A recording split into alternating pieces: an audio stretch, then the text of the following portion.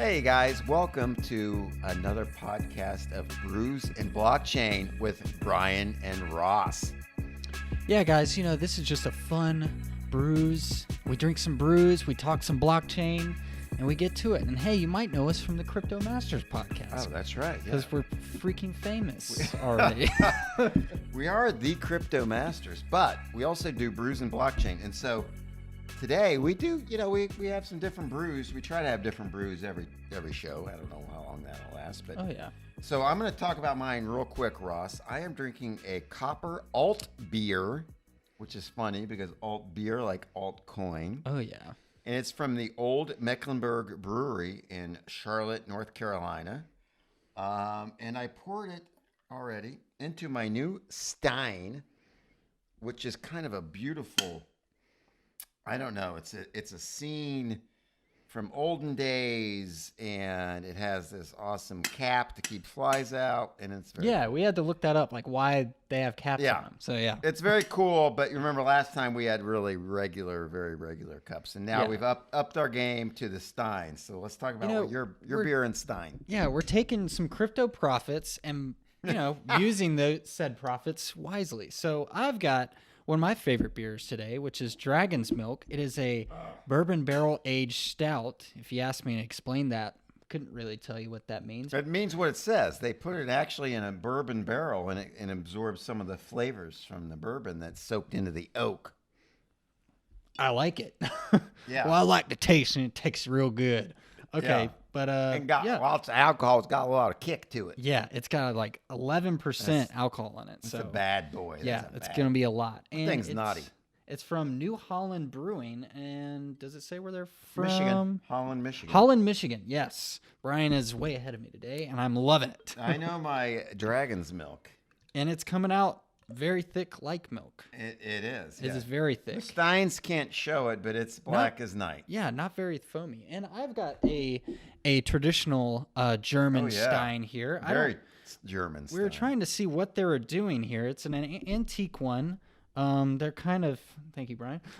It's 3D. It's 3D. Three-dimensional, yeah. It's they're kind of around a table making food.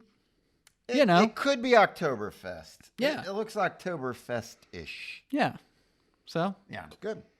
All right, That's let's move on what's to the blockchain part. Oh, yeah, that's what we're doing. We'll sip on our brews, but we'll talk about the blockchain. So we're really going to cover two topics. As you know, we just try to pick a couple of topics that are current and talk about them.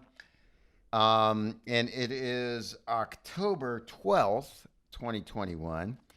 And the two things we want to talk about this week are some comments from the CEO of JP Morgan Chase. His name is Jamie Dimon.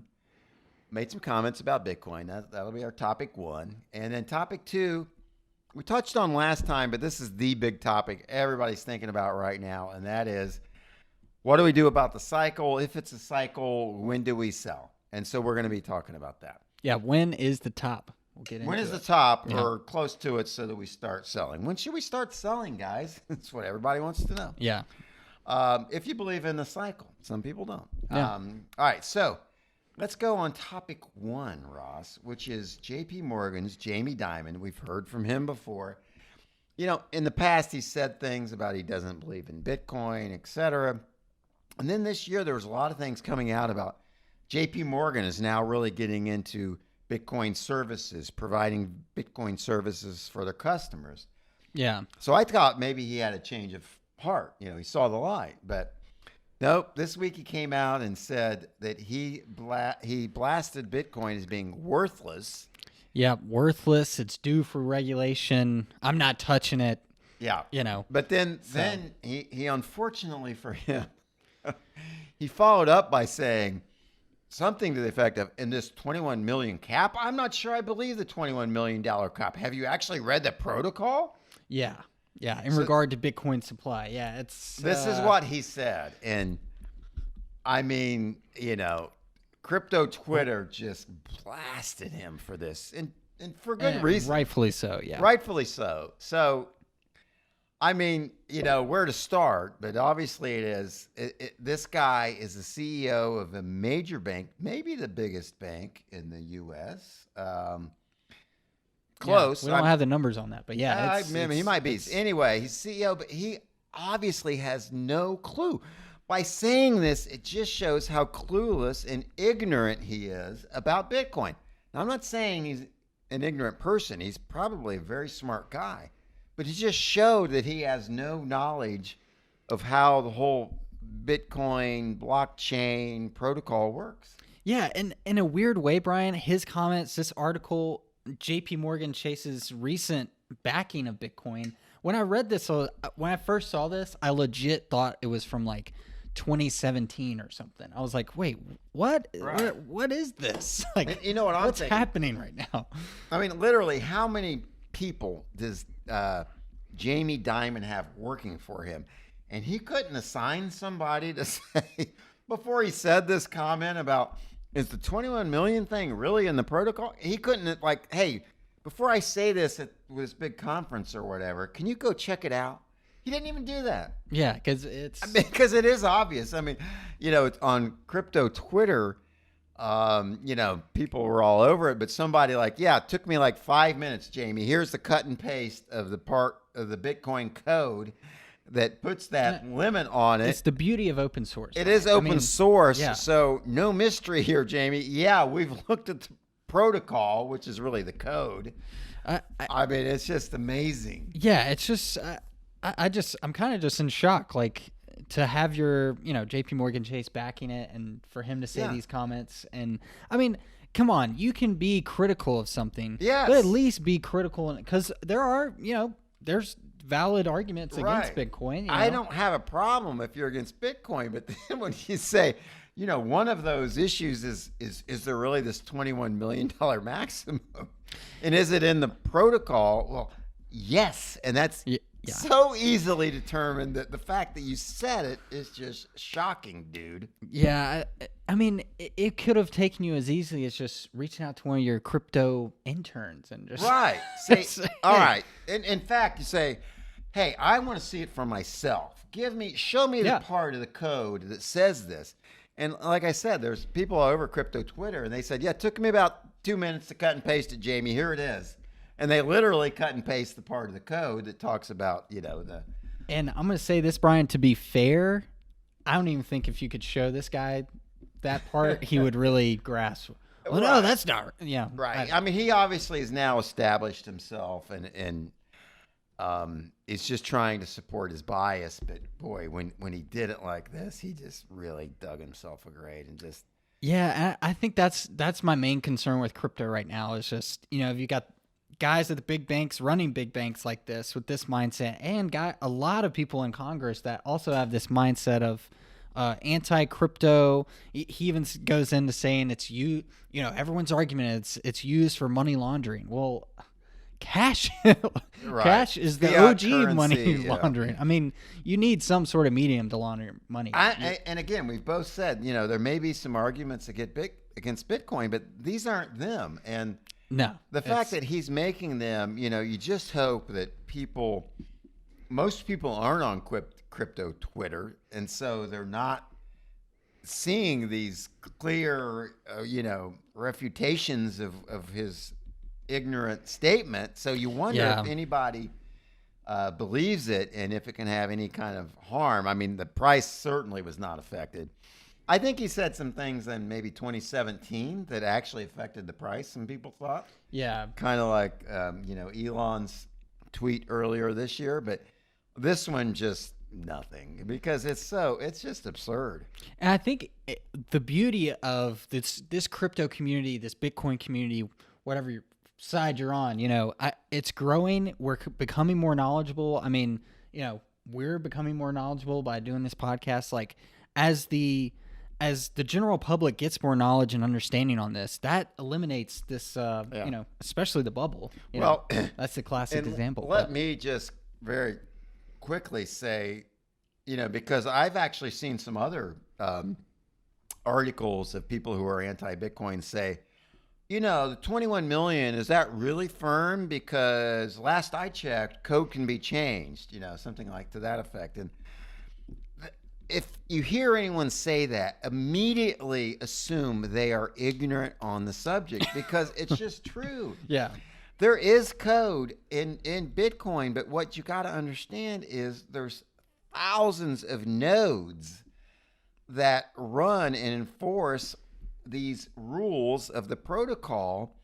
And if there's no CEO of Bitcoin, there's these thousands of dispersed nodes throughout the world.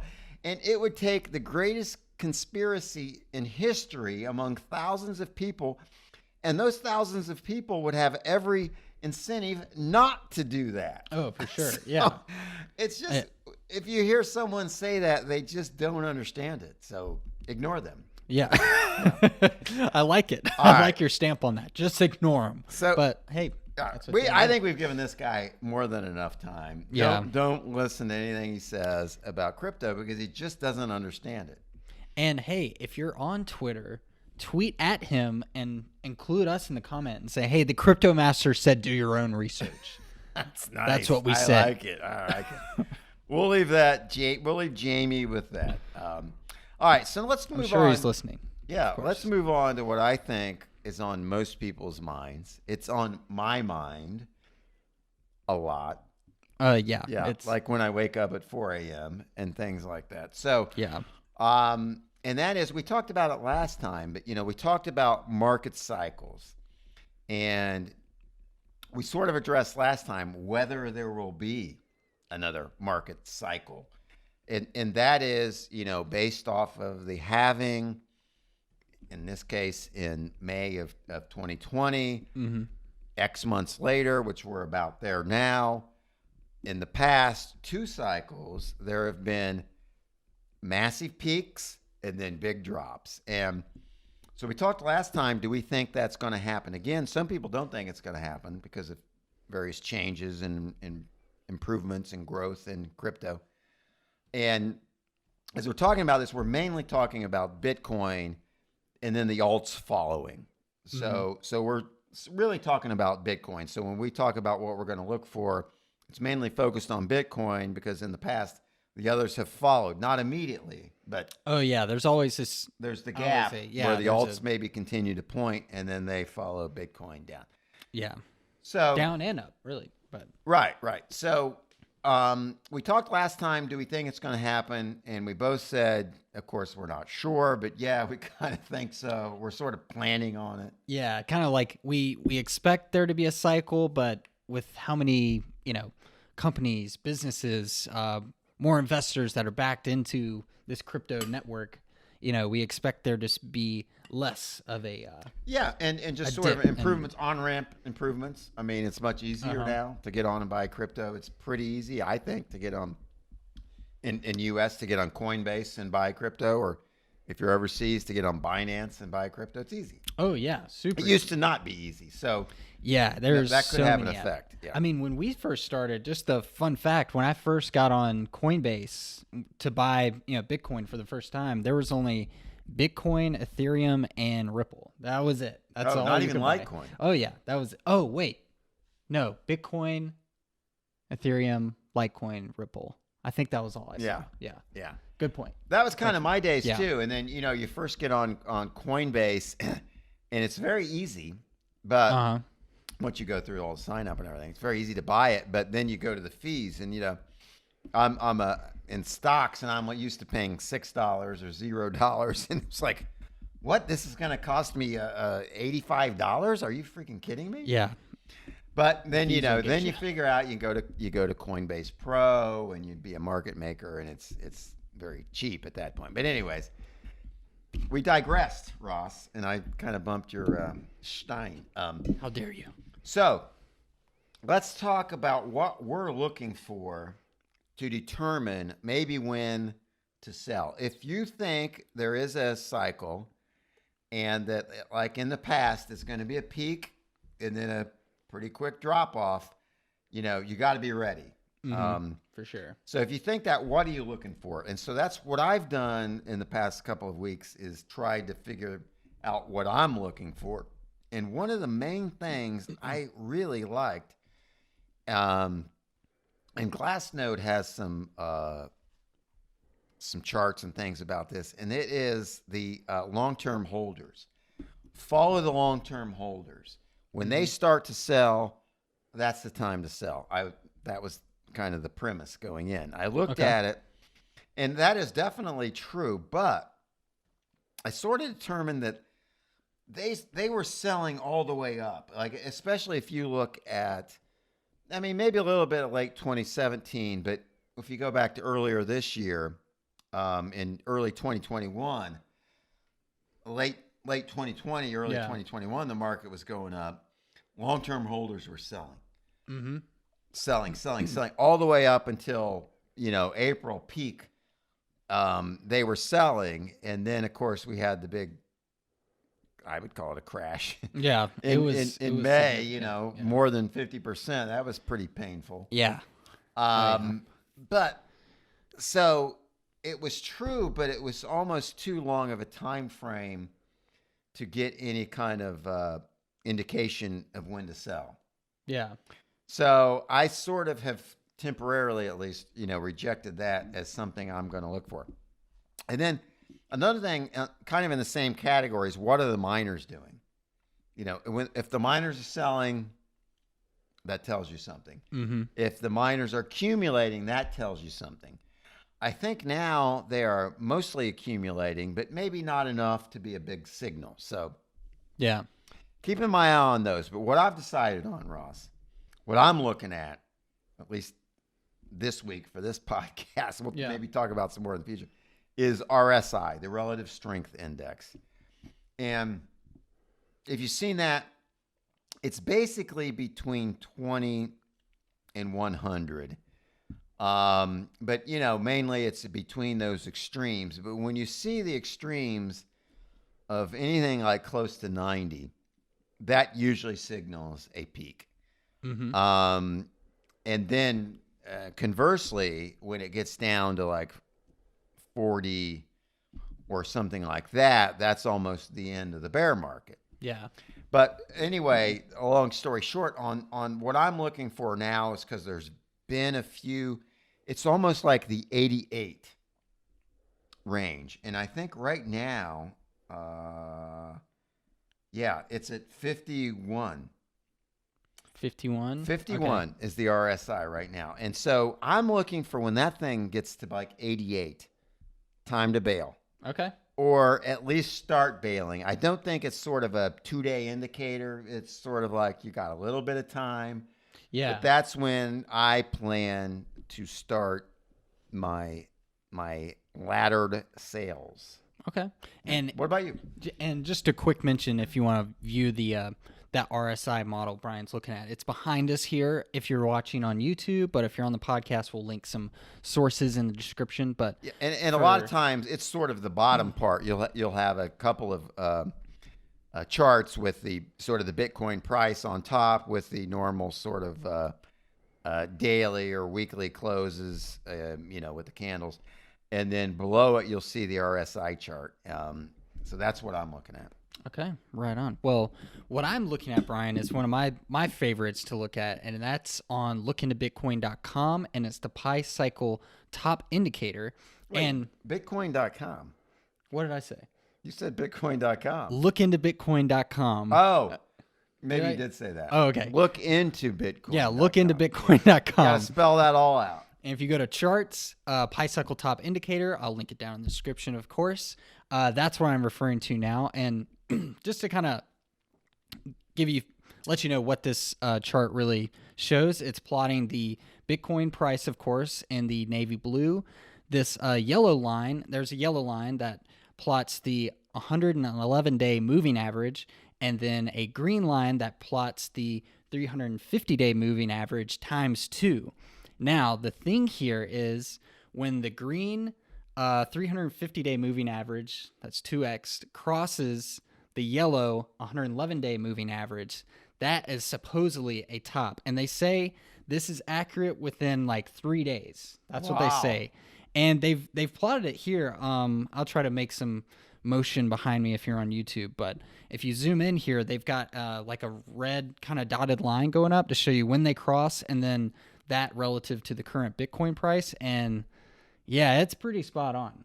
It is pretty spot on. So right now we're kind of splitting again, but I mean, it's hard to say when it's going to do it again. It just hit another top back in April, of course, that you just mentioned, April 9th. So it you called know, that one as well, huh? It called that one a top at 45,000. So now it's kind of, okay, when's the next top? When is it going to be? But you kind of have to look at it and make your own determination here when they're going to kind of, right now they're kind of verging out, and it kind of looks like they're coming back in a little bit. But Right. so maybe that's, our December time frame. I'm not sure, but I'm kind of watching this like a hawk and making my determination. And I love looking into Bitcoin.com and their charts and stuff. But, I need to understand it. Uh-huh. Yeah. Why? I need to understand why. And I'm not sure I understand why on Okay. that. I mean, fair. I get, I don't know that I really get the why. So, that's why I said I was looking at long-term holder behavior. Yeah, for sure. To me, I get the why of that. Yeah. And relative strength index, I get the why a little bit more than I get some of these charts on Look into Bitcoin. And there's some other ones, and maybe we'll talk about them. And they seem to have worked in the past. But if I don't really get the why, it's almost like, well, what's your data set? And then if your data set is 3, Yeah. right, the peak in 2013, 2017, and May of 2021, maybe. Yeah, we should look at it, but is that enough? And that's a good point, Brian, because yours is more based on real world long-term holders. This is more kind of, they did a plotting and they mapped it over the price of Bitcoin. Like, oh, wow, if we plot when these lines cross, it kind of and I sort of get the different moving averages. I get that. You got the longer term stuff and then the shorter term, but still long enough to be a pattern rather than the volatility. I kind of get that. Yeah. It's kind of like when the 111-day moving average really picks up speed and catches up to that 350. I think that's what it's trying to. And there's a whole indicator overview down here, So it's trying to once this, moving average, the shorter term moving average really picks up speed, then that's when it's crossed. I think we have to keep an eye on that. For sure. Yeah. But I will say, I like to look at real world examples. Right. And I think, we come back to this maybe on the next show, because I think a lot of people are in the same position as us. And that is, we're holding crypto. We think that the cycle is going to happen again. Bitcoin is going to have its peak and then drop. Alts are going to follow with a peak and then drop. And, the only if you think that's going to happen, the only smart move is to sell out when it's near the top. You don't try to time it perfectly. Let it go down and then buy again. I mean, you can't deny that. I mean, people say, why not just hold it? Well, because you can sell it here and buy it here and go back up. That's why. Yeah, I mean, it's basically like doubling your Bitcoin holdings. Yeah. I mean, essentially, doubling your crypto holdings. If you think it's going to, it's kind of like there's if you ever play Call of Duty, there's a zombies game. There's a power sale where everything's 50% off. This is your 50% off to sell and buy back in when it's cheaper. Yeah, I did not know that. Yes. But I mean, if you don't think there's going to be a cycle, if you think this time is different and, things have changed and we're in a super cycle and it's just going to keep going up, then you wouldn't do it. And don't do it. But, if you think it's going to repeat what's happened in the past, and I kind of do, I do, actually, I'll say, then, you'd be crazy not to try to sell, maybe not all, but a substantial portion near the top. I'm not going to try to hit it perfectly. And then when it drops, rebuy, because we all believe it's going back up. I do. Yeah. Yeah. And let me just mention here, I think if you break down the psychology of this, Brian, I know this is getting a little philosophical, but there's some scar tissue here. If you've been in crypto, especially since 2017 or even the crash of, what was it? I always forget, 2014-ish, 2013-ish, there's some scar tissue there. Right. We have been well in the green before, like we both are now, and we have been absolutely crushed and burned. And Well, I think and probably most people crumbled. watching got crushed in May. I mean, I did. I got crushed. Yeah. I I'm mean, still- it was like, that was painful. Oh yeah. Yeah. I did not experience the 2017. Yeah. I got into it in late 2018. We were solidly in the bear market, but yeah. So if you've learned from that, then you've learned from that. I feel like I've learned from that in May of 2021. Yeah, I mean it's scary stuff, especially like I don't know, seeing all your profits just dwindle away. It's Right. crazy, Oh, I'm suddenly worth yeah. half of what I was worth a week ago. I Oh, mean, literally. yeah. So, anyways, but hey, that's we're not going to stop here, guys. We're going to keep looking into these top indicators and charts and information that can be used to try to determine the top, and we're going to talk about it next show. Absolutely. Because this is the important thing right now. So if you have any suggestions, any thoughts, any comments, we truly welcome them, because we are not acting like we know everything. Yeah, no one's gonna call this market Right. perfectly. Well, with all the people on Twitter, there's probably someone that's predicting. Maybe, but I think it's dumb luck. what's great is to get the whole the whole different opinions and sort of combine and You need the and full look at 'em. perspective. To get the full perspective, and Yeah. from that you can reach some conclusions. There's not going to be one chart here that's going to be the golden thing you go off and ride or die by. You've got to Right. take in all the information. We're trying to bring that to you, provide it to you. You take it all in, and hopefully we all. So right now, as a summary, I have us watching the RSI. You're looking for something around 88. Mhm. Could be a top. That's when you might want to start selling. Ross is having us look at the Pi Cycle top indicator, and that's when the 350. It's a mouthful, but when the 350-day moving average that's doubled times two. Yeah. times 2 crosses the 111. 111-day moving average. That's usually indication of a top. Right. So And you can follow that on this chart on lookintobitcoin.com. absolutely. Okay. All right, everybody. Let's leave it here for this episode of Brews and Blockchain, as maybe I got just a little bit left here. I got a Yeah, lot. Dragon's milk is a you lot. can't handle dragon's milk. It's a lot. How do you like it though? Oh yeah. So I will have to say, if we're onto our rating section, it's up there. It's like a 8.1, I'd say. But you can't. At least for me, I can't drink more than one of this. I No. mean, it's a lot. Yeah, it's that's almost exactly like, the way I in a feel weird about way, this. it's kind of like a wine beer. Do you get that feeling from it, Brian? Have you tried this one before? It's Oh like yeah, I've had dragon's milk. It almost feels like a beer, but also a wine, because it's thick but light. I would say but, it's a beer and a milkshake. yeah. Kind of like a Guinness. I can have one, but then it's very filling. Oh yeah. I feel very full. I don't need to eat dinner. I'm good. Maybe next time Yeah. we'll talk about a black and tan, combining a black Yes. like dragon's milk with something lighter. But I like it. anyways, all right, guys. Hey, thanks for watching. Please send comments. Let us know your thoughts, and we'll be back next time with another Brews and Blockchain, and we'll talk some more about the cycles. Thanks, guys. Thanks, everybody.